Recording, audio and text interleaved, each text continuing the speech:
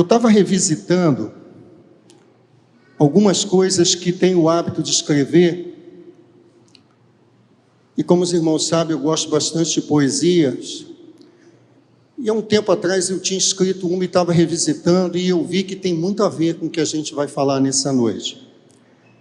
Está aqui a minha esposa, é o fim dessa poesia, eu falei até para ela que eu coloquei em homenagem a ela. Para quem conhece, a Osana ama um café, não é isso, Osana? Então eu aprendi a tomar esse café com ela, gostar tanto de café quanto ela. Mas vamos lá. As coisas que eu não posso adiar. O tempo todo nós temos que tomar decisões. E mesmo quando nos calamos, acabamos de decidir.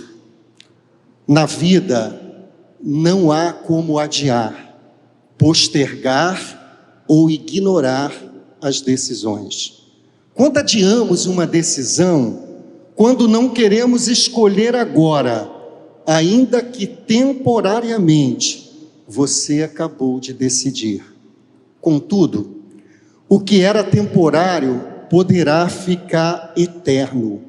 Não há como prever a vida ou antever as consequências das nossas decisões ou omissões. Verdadeiramente, a nossa vida, ela é feita a partir das decisões ou das omissões tomadas ou ignoradas. E são tantas que, se tivéssemos a chance de voltar, faríamos tudo diferente. Como aquela palavra dura ou meiga que falamos ou deixamos de falar. Aquele abraço que a gente adiou. Aquela desculpa ou perdão que nós não pedimos. Aquele beijo que ficou para depois. Aquela visita que a gente não fez, aquela solidão que a gente ignorou, aquele café que a gente não tomou. Na verdade, fazer o bem o tempo todo precisa ser a nossa missão. Levar uma vida mais leve, esquecer o passado, sorrir mesmo quando tudo estiver cinza. Aliás, quem disse que cinza é sempre ruim? A vida é muito frágil, a vida é muito ligeira, ela é imprevisível, e você fica aí, preso às amarguras, a oportunidades que perdeu, a erros que cometeu.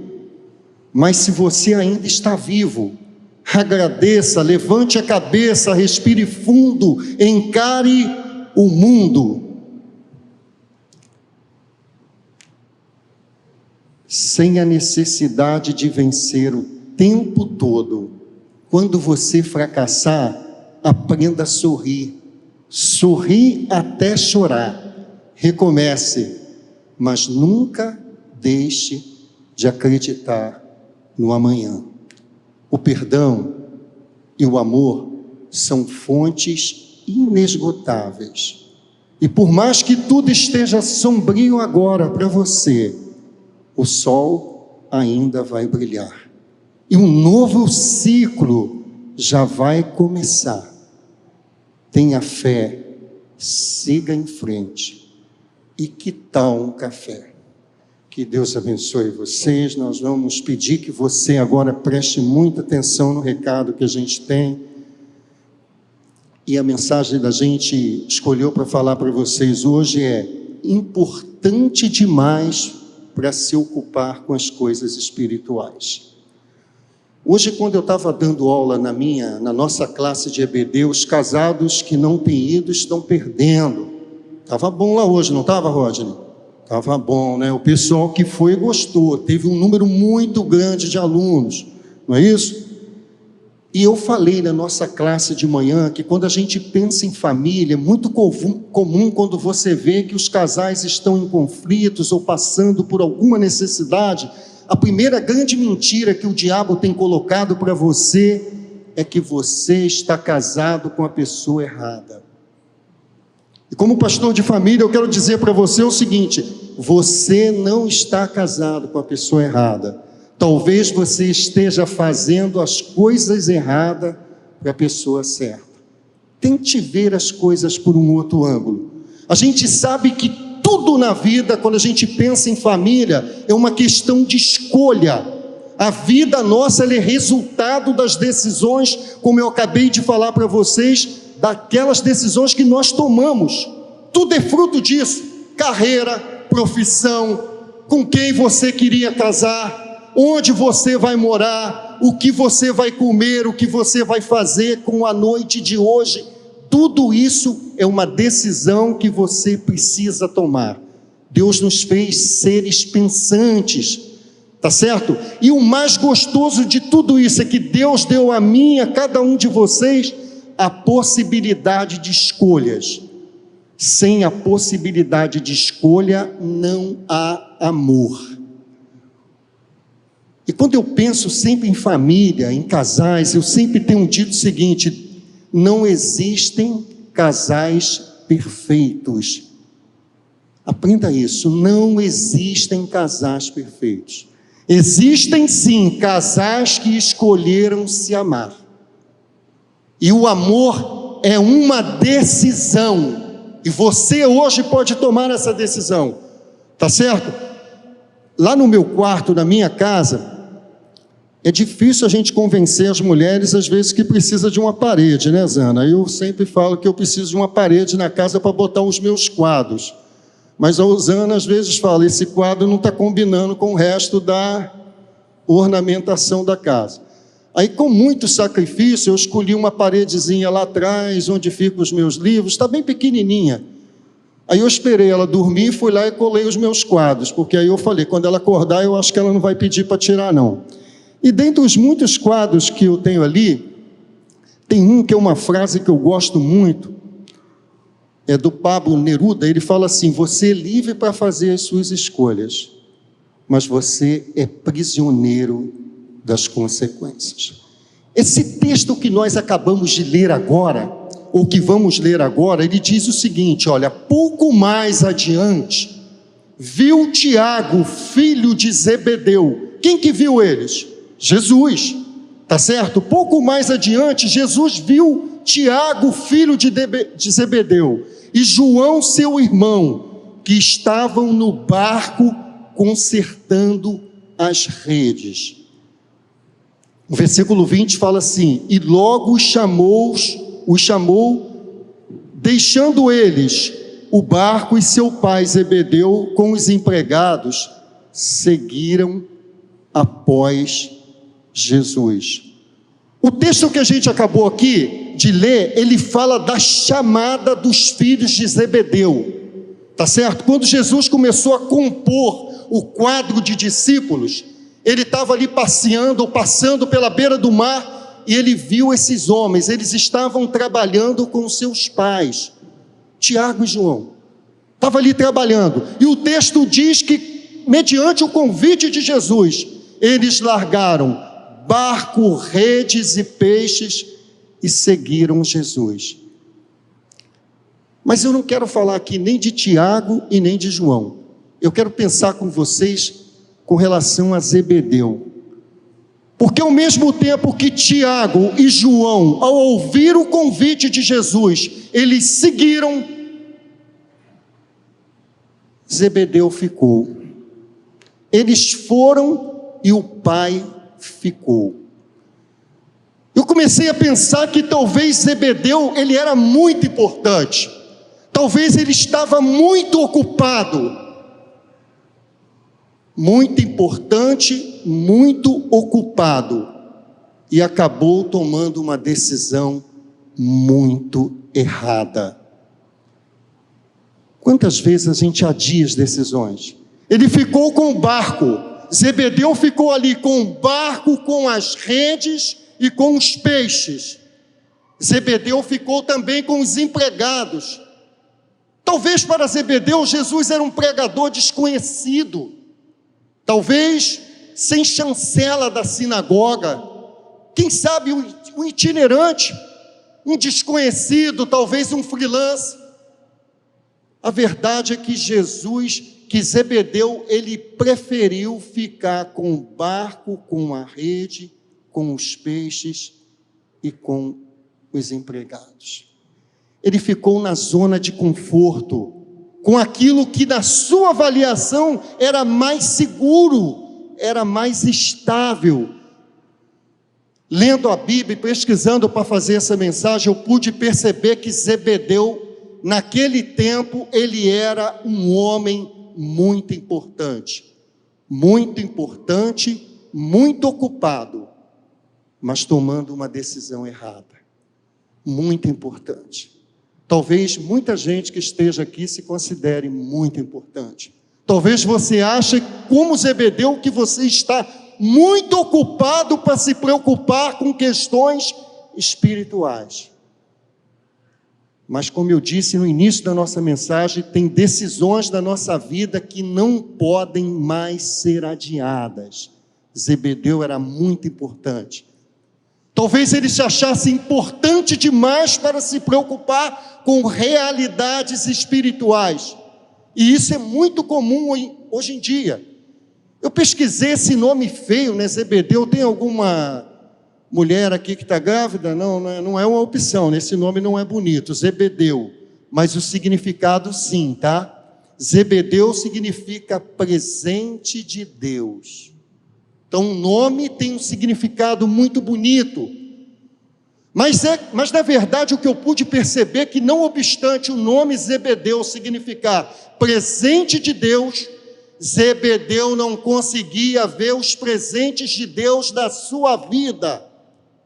Talvez eu e você estejamos aqui nessa noite com a nossa família, com aquelas pessoas que a gente ama, o seu filho está aqui, o seu esposo está aqui, e não obstante a todas as coisas que Deus tem te dado como presente, como por vezes nós temos um coração que não sabe agradecer.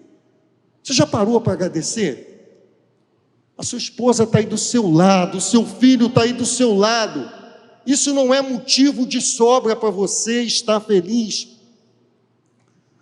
Mas a verdade é que eu pude perceber que Zebedeu talvez não tenha percebido isso. A esposa, os filhos, o barco, a rede, os peixes. Eu comecei a pensar que talvez Zebedeu fosse um microempresário. Se a gente pudesse trazer para a linguagem de hoje, eu gosto de uma frase que eu ouvi quando eu estava fazendo um dos cursos aqui a gente estava fazendo um curso, o pastor Eduardo fez esse curso, depois ele me convenceu, eu também fiz um curso de coaching, e lá no curso, a pessoa que ministrava o curso falava o tempo todo dessa frase: conheça todas as teorias, domine todas as técnicas, mas para você tocar uma alma humana, seja apenas outra alma humana. Eu fico pensando que por vezes a gente tem uma missão muito grande.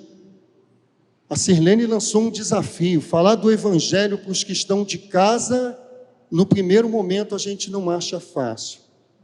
Mas quem disse para você que a missão é sua? E quem disse para você que você tem que falar? Quem disse para você que é falando que você convence? A Bíblia diz que não é com força e nem com violência. O que nós estamos pedindo a você é que esse mês seja um mês de intercessão e de oração por aqueles a quem você ama. E se nesse mês não for possível falar para eles, não será necessário. Eu acredito na sua oração. Eu acredito que a oração vale mais do que palavras. Zebedeu tinha empregados, tinha família, saúde, bens. Essa pandemia aqui, a gente viu que ela levou muita gente a muita reflexão, né? Ela mostrou a fragilidade humana. E Zebedeu, ele tinha tudo isso, mas ele não reconhecia essas coisas como sendo presente de Deus. O que Deus tem dado para você? Talvez eu e você, a gente estava aprendendo hoje na nossa sala de manhã.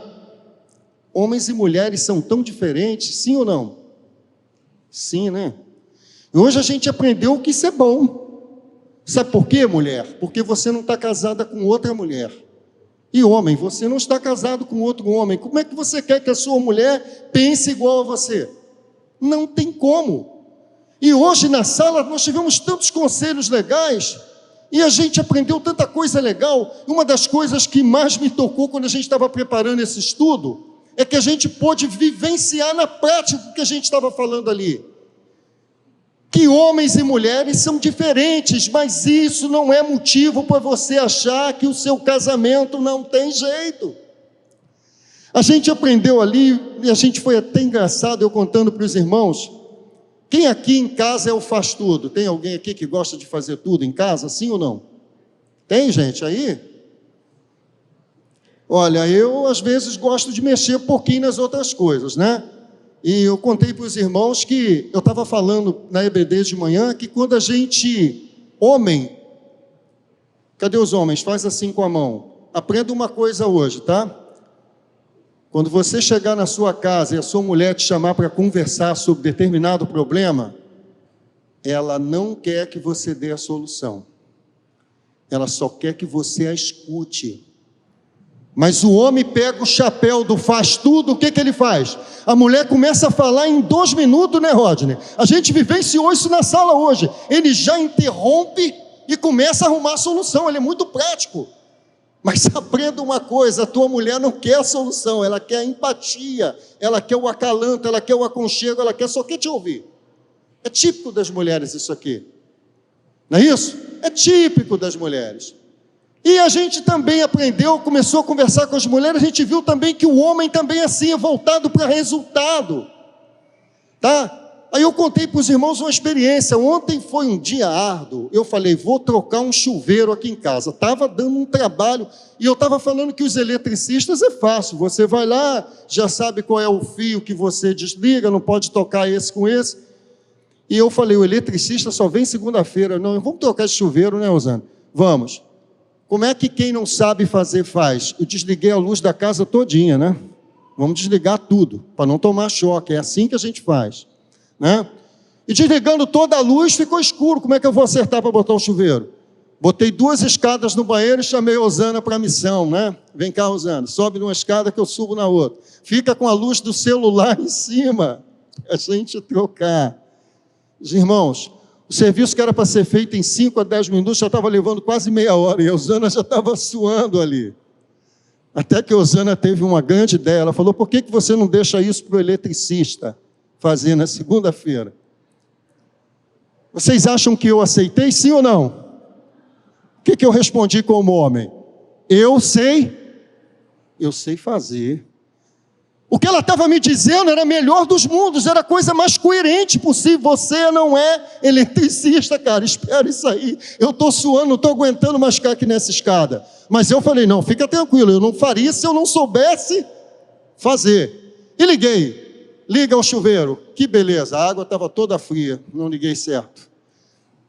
Volta mais uns 15 a 20 minutos e deu certo, graças a Deus. O que a gente aprendeu com isso? O homem, ele é voltado para o resultado, ele é prático. Como eu falei para vocês, o teu casamento tem jeito, a sua família tem jeito. Deus está nesse negócio. Deus quer abençoar a sua família.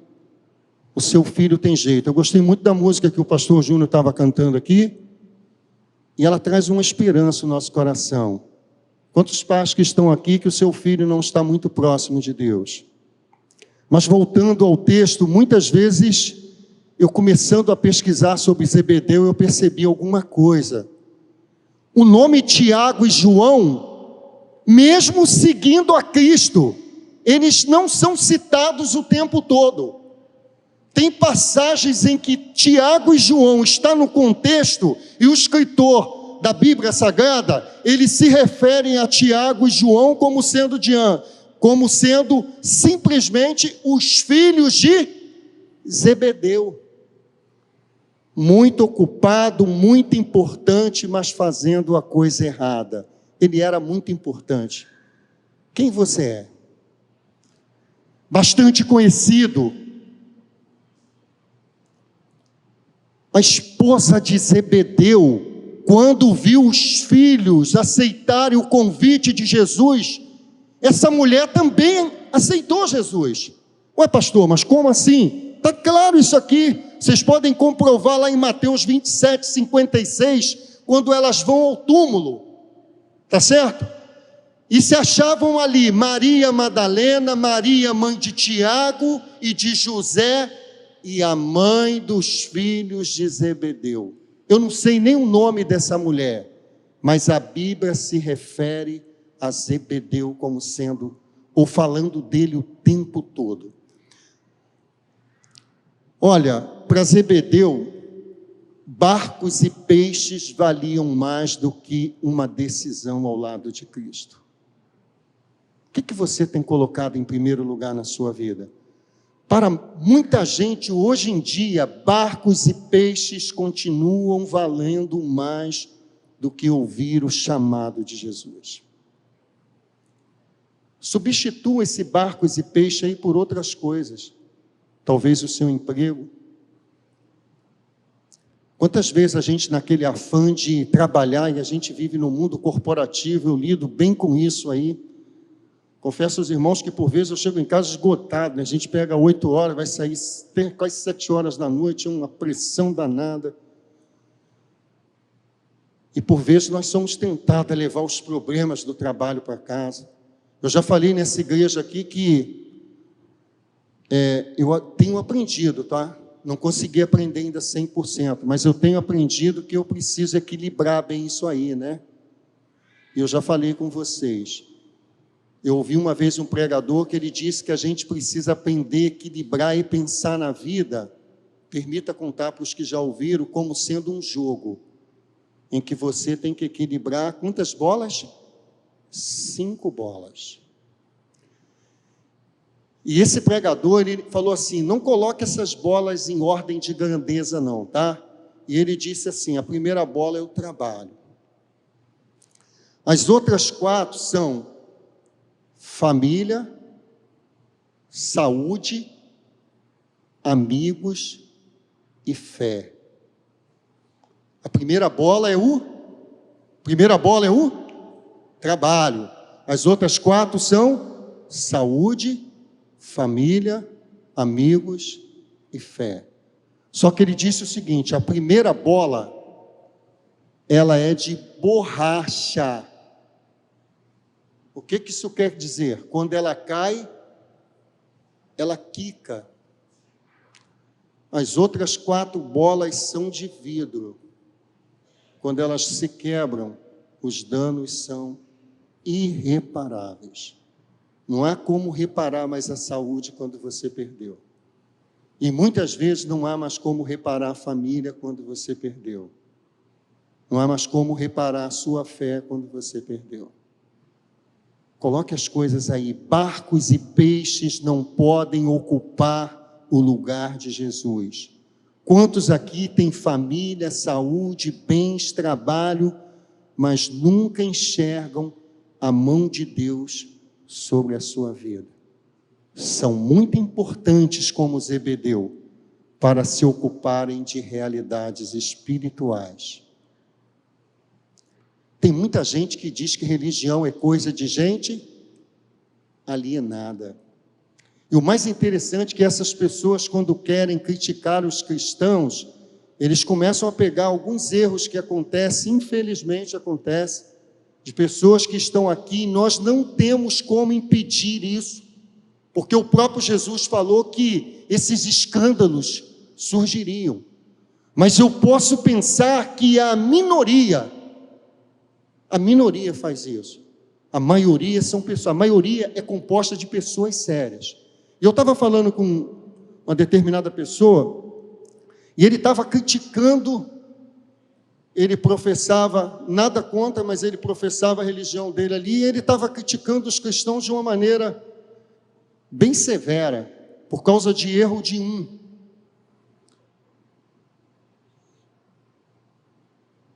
Mas ele estava se esquecendo que na dele também tinha. E eu falei para ele assim, só quero te lembrar o seguinte, João de Deus fazia o quê? João de Deus fazia o quê? E a gente sabe o que ele fazia. Falei, a gente não pode julgar todo um grupo por causa de uma pessoa.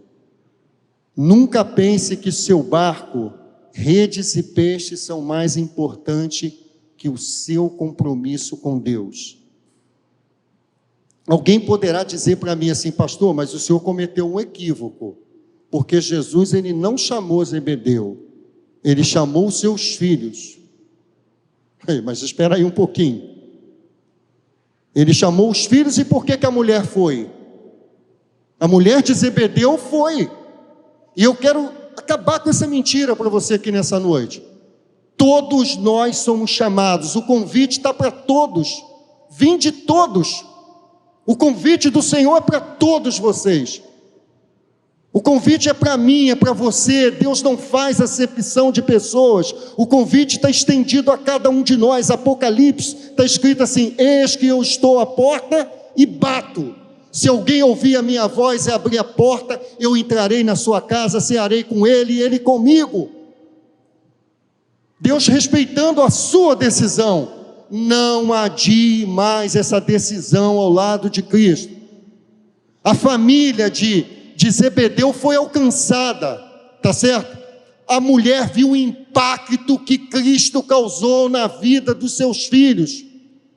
Todas as pessoas que estão aqui foram chamadas para seguir a Cristo. Uns atenderam esse chamado de uma maneira mais leve, outros de uma maneira mais dura, mais dramática, mais sofrida. Mas Zebedeu preferiu ficar com o barco, com a rede, com os peixes e com os seus empregados. É possível que os filhos de Zebedeu, dentro de sua casa, falaram assim para ele: olha, eu ouvi o mestre falar lá em um dos seus ensinamentos: não ajunteis tesouro na terra, onde os ladrões roubam, tá certo? A traça, a ferrugem, vai minar todo esse tesouro. Mas juntem tesouros no céu. Os filhos de Zebedeu alcançaram esse tesouro. E o tesouro que eles alcançaram, ninguém podia tirar. O discernimento que o Evangelho trouxe para a minha e para a sua vida, ninguém pode tirar. Eu ouvi certa feita e gosto, eu acho que os bons exemplos têm que ser copiados. Eu ouvi uma frase dita pela Madre Teresa de Calcutá que eu gosto muito.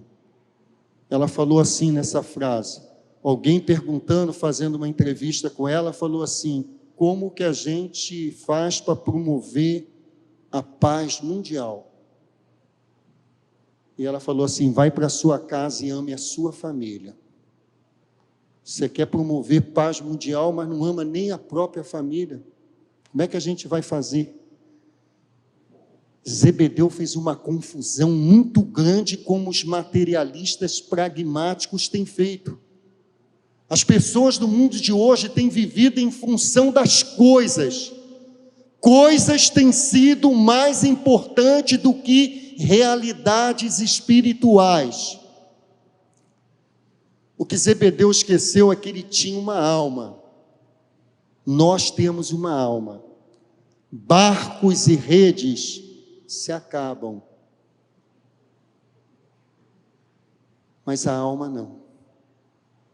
Será que essa escolha foi acertada?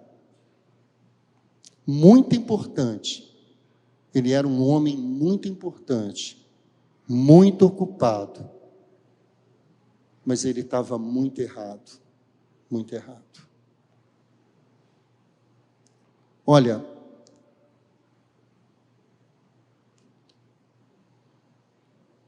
Zebedeu morreu e viveu pescando e vendendo peixe. Seus filhos foram protagonistas da maior história que o mundo já conheceu.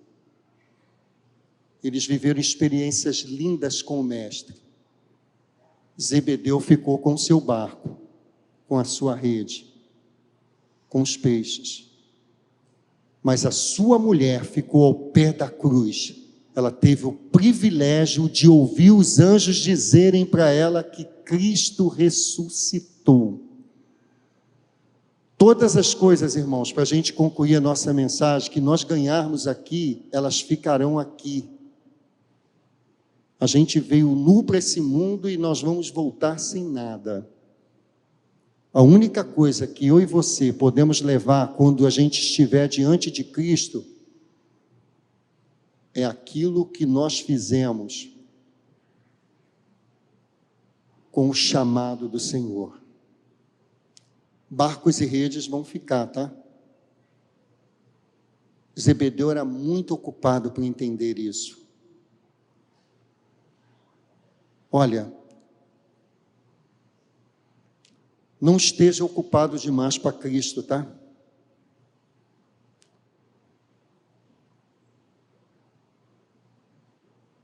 Eu me recordo que quando o apóstolo Paulo ele chegou diante de Festo, o pastor estava falando na mensagem de manhã, quando a gente ouve a história de Paulo é emocionante, né, pastor? Pastor Bernardo. E Paulo diante de Festo, eu posso imaginar, né, pastor? Paulo, Festo com toda aquela pompa, vestindo as melhores roupas, exalando um poder absoluto. E Paulo ali saindo da prisão, sendo levado à presença de Festo, eu posso imaginar Paulo maltrapilho, com a roupa surrada. E qualquer pessoa que passasse ali naquele momento, ia ver um paradoxo muito grande. Uma pessoa tão maltrapilha e um outro demonstrando muito poder. Mas o que muita gente não sabia é que aquele que estava demonstrando muito poder, porque ele não sabia que o Império Romano estava em iminência de acabar. E a história de Paulo, as epístolas de Paulo, de impactar o mundo. Muito ocupado, muito importante e muito errado. Fecha seus olhos para você falar com Deus. Nós estamos no mês da família. Eu queria tanto que você pensasse hoje, nessa noite, sobre realidades espirituais. O que você está fazendo com esse convite de Jesus? Você que está aqui nessa noite, você pode falar assim, eu vou fazer uma pergunta para você, por que você veio aqui? Você pode me dizer assim, eu vim aqui porque alguém me convidou. Eu vou dizer para você que esse argumento seu não é muito forte, não. Eu vim aqui porque eu não tinha nada para fazer em casa e eu vim aqui. Também não é muito forte, não. Você só está aqui nessa noite porque Deus te trouxe aqui. Pastor, mas Deus me trouxe aqui, Deus te trouxe aqui. Deus permitiu que você estivesse aqui, para você ouvir isso aqui. Substitua redes e peixes para as coisas que você tem priorizado na sua vida e deixado essa decisão sempre para amanhã. Olha, gente, o que a gente precisa decidir hoje é muito urgente. Eu não posso pregar sem fazer esse convite para você. Eu queria pedir à igreja que estivesse orando por você nessa noite. Eu queria convidar você a pensar, a refletir sobre o convite de Jesus. Eu não gosto muito de muito rodeio, não. Eu quero ser direto com você, tá? Você que ouviu a nossa mensagem, a mensagem que Deus colocou no nosso coração. E você quer receber Jesus como Salvador da sua vida. Você vai falar, pastor, mas isso é muito difícil eu levantar a mão. Eu assumo um compromisso com você de não te chamar aqui na frente. Pastor, eu vou ficar com vergonha de vir aqui na frente. Não tem problema, não. Você entendeu a mensagem do Senhor e você está consciente de que ela falou com você e você não quer mais adiar essa decisão. Eu quero convidar você a levantar a sua mão aí no banco onde você está. Vamos lá, só a pessoa que vai tomar essa decisão. Olha, pastor, eu quero receber Jesus como Salvador da minha vida. Eu não quero mais adiar essa decisão. A semelhança de Zebedeu, ou melhor, de Tiago e de João, eu quero dizer sim para Jesus. Tem alguém aqui que ouviu a mensagem, entendeu, está consciente que o Espírito Santo falou com você e você quer tomar essa decisão ao lado de Jesus? Você quer? Não vou falar para você que você tem que dar chance para Jesus, porque quem está tendo uma chance de tomar essa decisão hoje é você. Eu não posso trocar os papéis. Deus está te dando essa chance, essa oportunidade de você fazer essa escolha. Você quer se decidir ao lado de Jesus? Se você quer, levante a sua mão. Com esse gesto eu quero orar por você daqui mesmo. Eu vou orar por você. Olha, não vou insistir mais. Você pensa bem em tudo que você ouviu.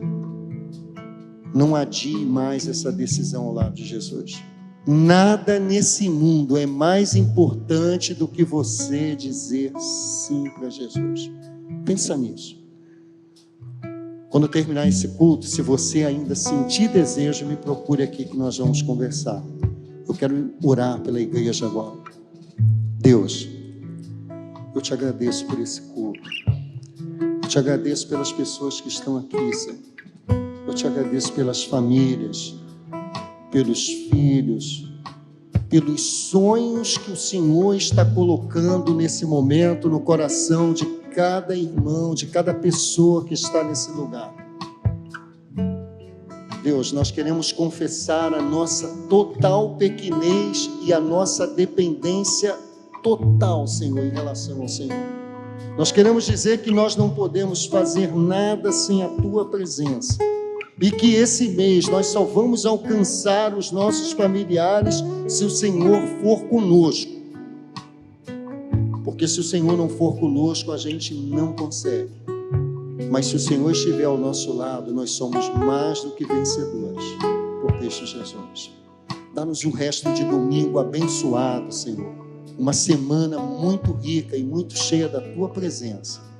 Nós oramos ao Senhor, em nome do Senhor Jesus. Amém. Deus abençoe vocês.